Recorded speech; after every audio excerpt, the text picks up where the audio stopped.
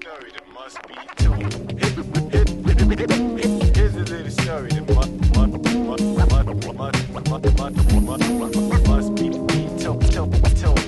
Here's a little story. Here's a little story.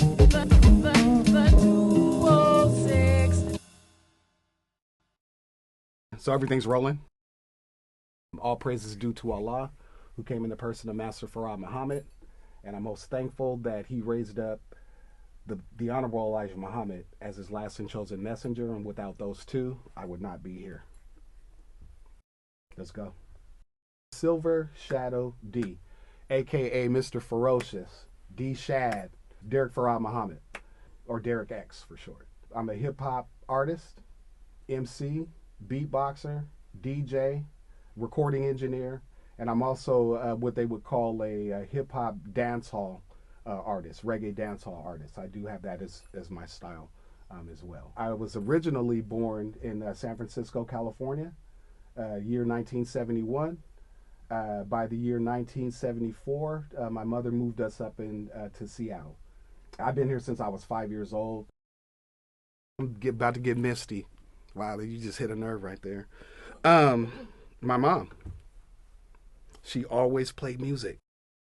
And she played it so often, especially we have to do our chores, you know, that you've probably seen the little reel where, you know, the black parent comes in with all the stuff and the caption says Saturday mornings and a black household. Well, on Saturdays, yeah, that's cleanup day, and usually music was played in the background. So I got to a point when I memorized these songs, right? I'm like, what is it that I like about this song, right? What is it? So then I started picking the songs apart, okay? Is it the way that it's being sung? Is it the vibrato on that part? You know what I mean? I'm really picking things apart. Is it the cymbal? Is it the beat? I'm really, you know, I'm analytical like that. So I'm like, I just like music. Well, I was writing with my mom and my I have two godmothers. One still alive, Cynthia in San Francisco, and then Michelle.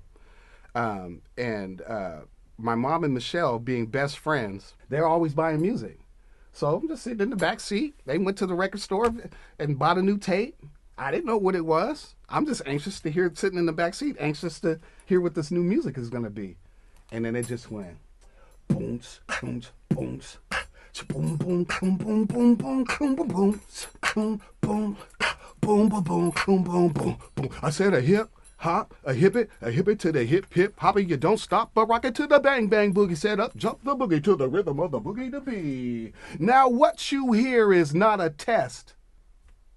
I heard that. What you mean a test? This is for real? What is this? Wow, he's rhyming. His words are rhyming. I know poetry. I write poetry. I was writing before I even knew what rapping was. But I was like, he's doing poetry over a beat, and it's kind of matching. This is working. I like this. So I memorized the song, all that, right? So now let's move forward. In Seattle, we had KYAC, K-Fox, KNHC. K-Fox came later, right? But we were not really exposed to hip-hop because back then we didn't have the internet and all that, right? I would say it was 1983 or later that year, 82, we went back to San Francisco to visit my grandma, right? And when my Uncle Ricky picked us up from the airport, I already knew I was going to be hearing some new music that I can't hear back at home. Then I hear this, brakes on the bus, brakes on the car, brakes to make you a superstar, brakes to win and brakes to lose, and these are the brakes to rock your shoes, and these are the brakes. Break it up, break it up, break it up, break down. He's talking about brakes on the bus, brakes on the car. Then what I heard was brakes to make you a superstar. I was like, wait a minute. He's not talking about car brakes. And then he just keeps on going with it. So anyway, that struck me. And I was like, man, I really like this hip hop stuff. I just want to hear more. Okay, we used to have record stores like Beverly's, Records and Tapes, Music Menu, right? Which Glenn Boyd and Mike Clark can also verify that I was the first, if not one, definitely one of the first mixtape DJs in Seattle. People would see me with my Walkman. Man, D, you always jamming. What you listening to? Man, have you heard the new Mantronics? Who? Man, Mantronics. Man, what? Man, listen. Listen to the bass, boom, boom. They're like, man, can you make me a tape?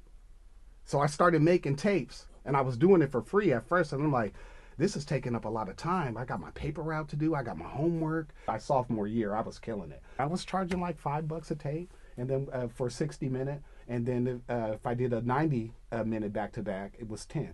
I used to go to Music Menu and buy up their tapes, and they didn't know what I was doing. The cassette tapes, you know, TDK blank tapes. I would just come and buy up all of them, and they're like, "What are you doing?" And I'm like, "I'm selling tapes for $5." Tapes of what? The music that I come in here and buy from you guys. I sell them at school. Yeah, I was doing that in 1985. Shockmaster Glenn Boyd, that's my guy. Him and Nasty Ness played a part in believing in me as a young artist. So my brother and I, with our allowance, paper route money, we saved our money. We went to South Center to Camelot.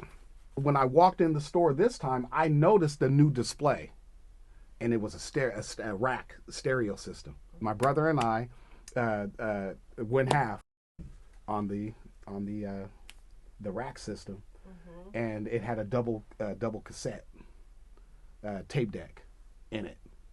And if I wanted to record off the radio, I could, but it had its own turntable as well.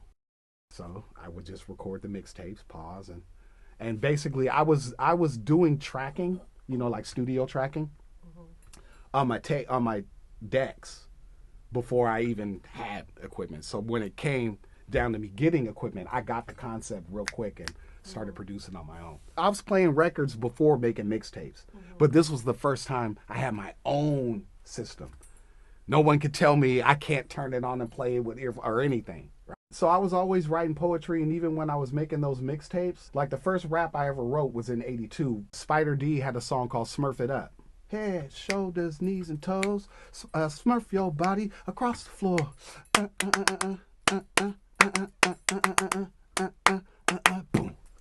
Boom, boom, boom, boom, boom.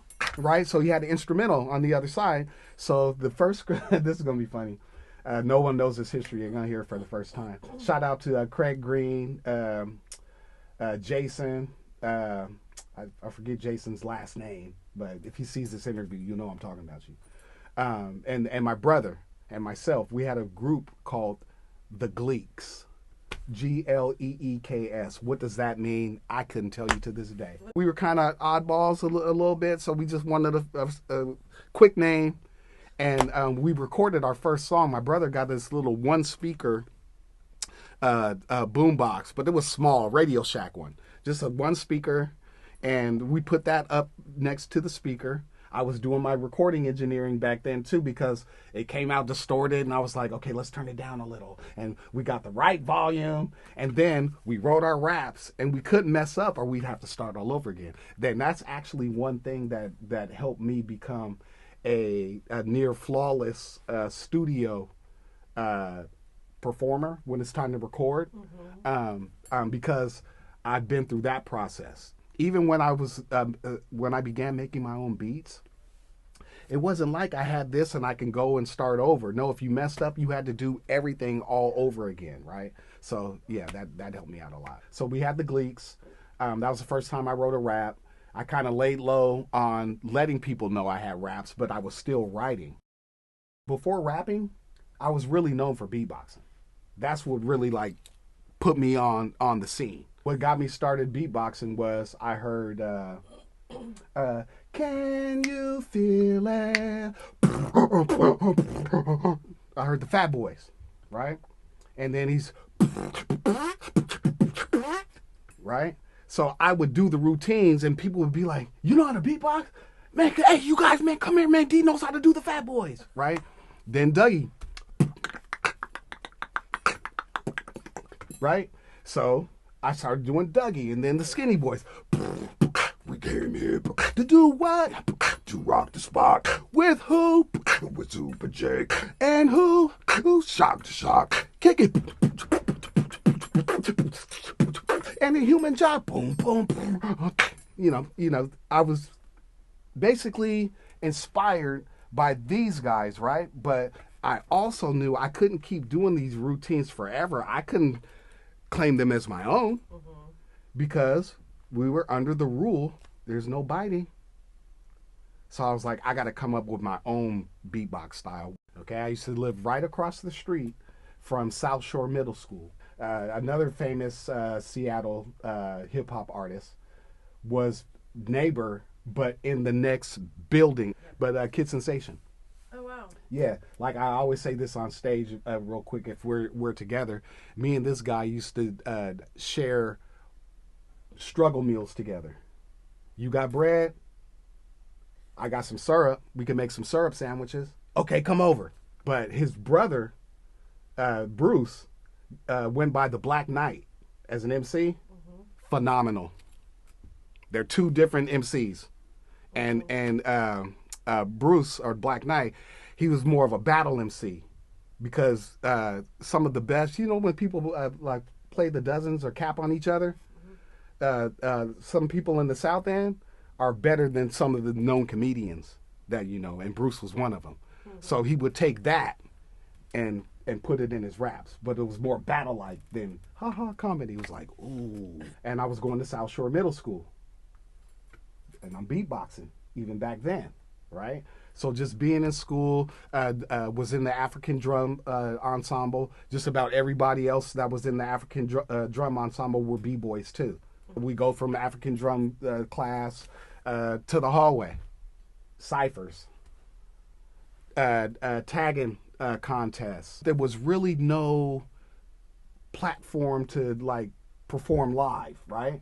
So at South Shore Middle School, they had a setup like this. They also had a professional TV recording studio, and we could take that class for production and whatnot. It was called SCTV. So the first time I ever performed in front of a camera, I wasn't singing. We were lip syncing New Edition. Me and my guys, the same guys in that, and performing for the whole school. Music, and on many different levels, has had an influence, you know, on me. So leaving West Seattle, getting to Ingram High School, that's what started to set it off. Why? Because there was for the first time in Seattle, an all-city talent show at Franklin High School, 1986. So at Ingram High School, I formed a group called Duracell, like the battery. Myself, my brother went by Chili C. Luane Rainwater went by Crazy Waves, the Doc of Rap. Jason Gavin went by JG. And then Bruce Griffith went by originally Incredible B. Then he had started wearing blue contacts that everybody started calling him Blue Eyes. And then he eventually ended up as Horton B.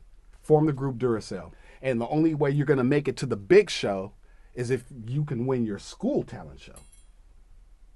So we had to get things together for the school talent show.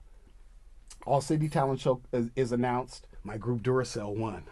There's a grimy side of b-boyism that, you know, that people don't really talk about much, but even here in Seattle, you know, at the exhibition hall shows, places where Nasty Ness put me up on the mic at an all-city talent show that I snuck into. How did you meet Ness? Through Shockmaster Glenn Boyd, and Ness being at the music store, seeing me come in, because Ness used to be at the store. I believe he used to work there too. And you just used to see, you know, who's this little kid? Who's this kid? He just keeps coming in and da-da-da. Hey, what you doing? You know, him and Glenn asked me, well, hey, man, what you doing? So he knew of me. I knew of him. But there was really no way for me to get in because it was Mix-a-Lot, you know, the now Sheila Locke, who was Ed Locke then. You know, I wasn't a part of their clique. So I couldn't really find that way in. So I'm trying to find a way in, though, into the industry. So I used to go out with Chili Uptown. He's a pioneer MC from Seattle. I used to go out with his little sister. And when I was at the house one day, And I played a tape for her, and she was like, "Who's that?" And I was like, "It's me." She was like, "You rap?" And I was like, "Yeah, I made the beat too." And she was like, "I'm gonna play this for my brother." And I didn't say nothing, but I'm like, yes, because he was putting out his own stuff. So I'm like, maybe he'll put me on.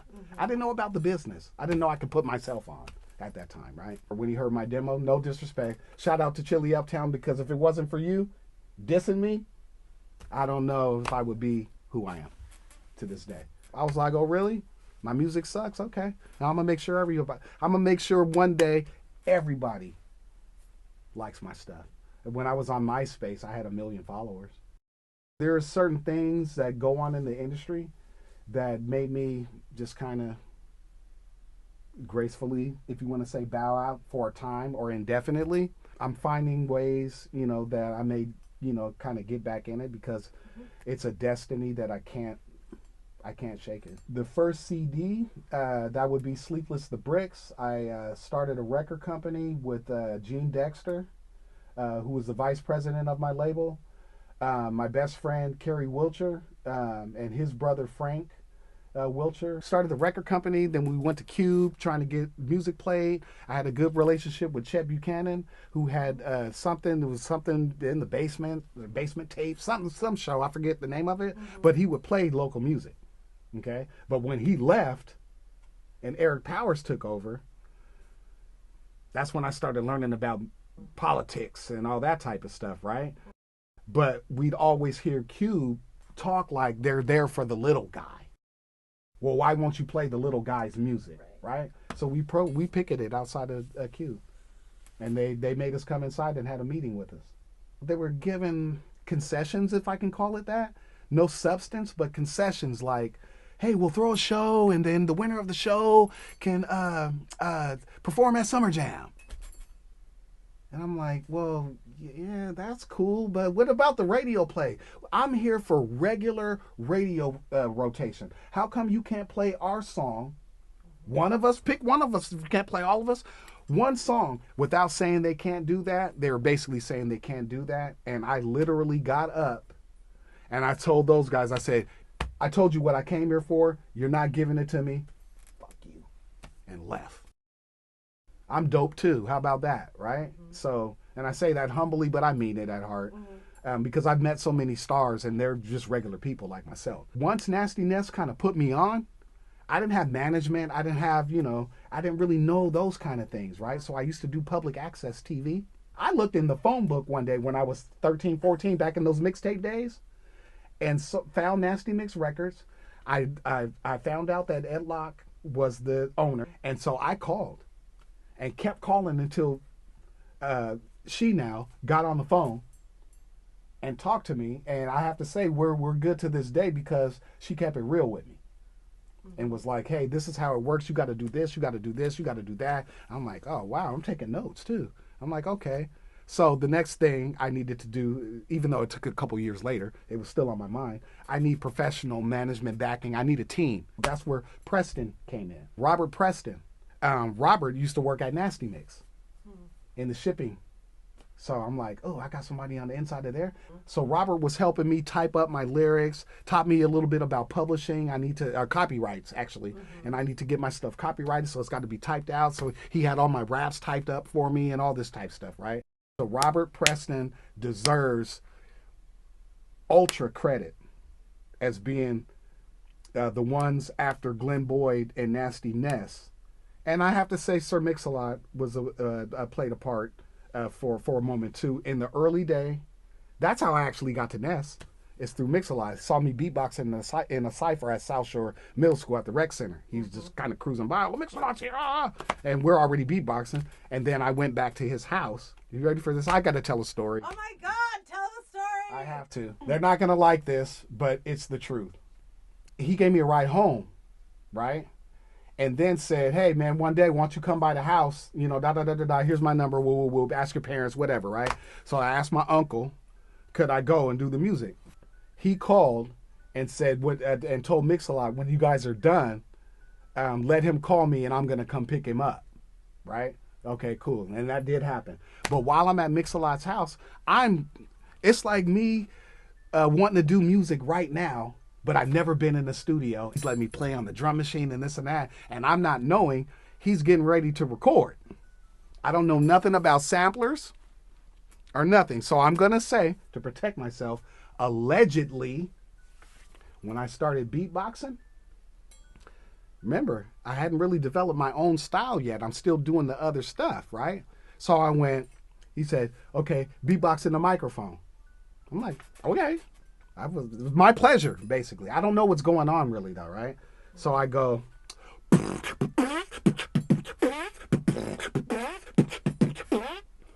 do that again, do that again, do that again, right? So to make the long story short, everybody knew that at the time, Steven, now Yola Malik, they knew he wasn't beatboxing. I was the beatboxer. Everybody knew this, right? But him and Mix-a-Lot were close, and he used to be like an assistant, and then eventually worked his way. I repeat, worked his way into the circle and became an artist himself, right? But he wasn't a known beatboxer. I was walking one day in West Seattle. I didn't have no bus money, so I had to walk to my who would be my brother's house, and I'm listening. I'm walking with my Walkman. It's got a radio on it, and I'm listening to K Fox Fresh Tracks. And I hear a song called Square Dance Rap. I'm like, oh, Mix-a-Lot got another song out, okay. And then I heard him go, beatbox! I didn't drop my Walkman like, who is that?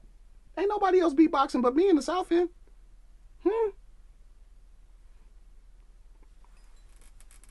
Ready for more? Let me send a shot to the knuckleheads, the individuals that refuse to use protection when they go to bed because it feels so good that way. That's what the freak who got AIDS used to say. Walking around with her bomb-ass cock. Skin to skin is the only way she want to knock, so you hypnotized because baby got back. It's from a song I wrote called Skullcap. Somebody heard my demo tape and all of a sudden, baby got back. I'm in a conference call because Ricardo's trying to have Mix-a-Lot sign me. He's hearing my tapes.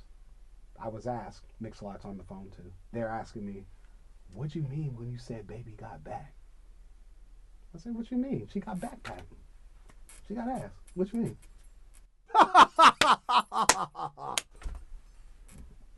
Allegedly, my swag has been jacked a couple times. 3 times by one person. First time it was jacked. The first rap I ever wrote, fully, no hook, all bars. It's called Lyrical Miracle. I'm a lyrical miracle standing out like a syllable. And these words are identical. Don't you think it's a critical situation? My nation is making rhyme and sensation relation to every meaning of word, prefix and suffixes, leaving every mic sparking. I'm marking checks on the board. For suckers, I'm taking out like thermonuclear war. Somewhat to lightning, I'm striking it. To the core, I'm igniting it. Then it ends up to be me, Silver Shadow D. I'm devastating. The Lyricalmiracle. I'll fill you to the fullest like the food in your belly. And if you say you're hungry, then I'm starving like Marvin. You're the burnt up piece of toast or the roast I'll be carving. If you stick to my teeth, I'll scrape you off with a toothpick. I'll wipe off my face as I let the bass kick. I'm fierce like a cannibal, great like King Hannibal, flammable Hannibal? No, boy, I'm intangible. That means you can't touch me. Have you tried to hold a flame? If you hold it too long, your hand won't be the same. It'll burn and wither. Wither to smithereens, a wet dream you cream. So hard you have to believe that I'm mean but not a con. I write my own lyrics, creeping like a ghost, lurking like an evil spirit. This ain't no government coup. It's what I do, fool. Although I'm sly and so slick, somehow I'm sticking like glue.